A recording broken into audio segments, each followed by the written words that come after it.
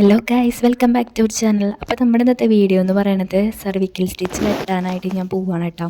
അപ്പോൾ ഒരു 36-37 വീക്കിലാണ് എനിക്ക് സർവിക്സ് സ്റ്റിച്ച് വെട്ടാനായിട്ട് ഡോക്ടർ പറഞ്ഞിട്ടുണ്ടായിരുന്നത്. അപ്പോൾ പോണ വഴി ഞങ്ങളുടെ കുറച്ച് കൊറിയർ പോസ്റ്റ് ഓഫീസിൽ കൊടുക്കാനുണ്ടായിരുന്നു. അപ്പോൾ അതൊക്കെ കൊടുത്ത് നമ്മൾ ഹോസ്പിറ്റലിലെത്തി. ഹോസ്പിറ്റലിൽ ഡോക്ടറെ കണ്ടിട്ടാണ് നമ്മൾ ആദ്യം പോയത് കേട്ടോ. അപ്പോൾ ഡോക്ടറെ കണ്ടിട്ട് ഡോക്ടർ പറഞ്ഞു ലേബർ റൂമിൽ പോയി ഇരിക്കാൻ പറഞ്ഞു.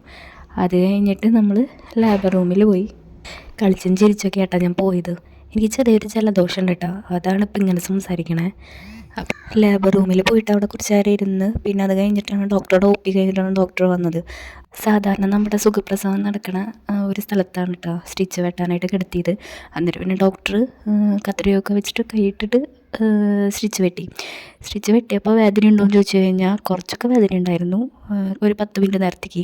പിന്നെ ഓക്കെ, പിന്നെ ഒരു ദിവസം അവിടെ നമ്മളെ കിടത്തി ഒബ്സർവേഷനിൽ.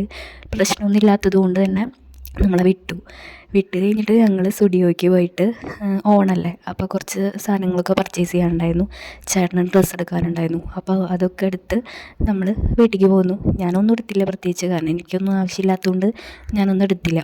ഞാനവിടെ ഇങ്ങനെ എന്താ പറയുക കിടന്ന് നടന്നു. അപ്പോൾ അത്രയ്ക്കുള്ളൂ നമ്മുടെ വീഡിയോ. എന്തെങ്കിലും സംശയ കാര്യങ്ങളുണ്ടെങ്കിൽ കമൻറ്റിൽ ചോദിച്ചാൽ മതി.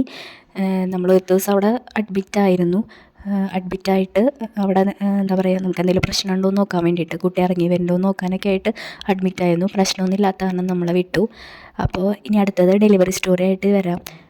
അപ്പോൾ ഇത്രയ്ക്കുള്ളൂ നമ്മുടെ വീഡിയോ. ഇഷ്ടമായെങ്കിൽ ലൈക്ക് ചെയ്യുക, കമൻറ്റ് ചെയ്യുക, സബ്സ്ക്രൈബ് ചെയ്യുക. താങ്ക്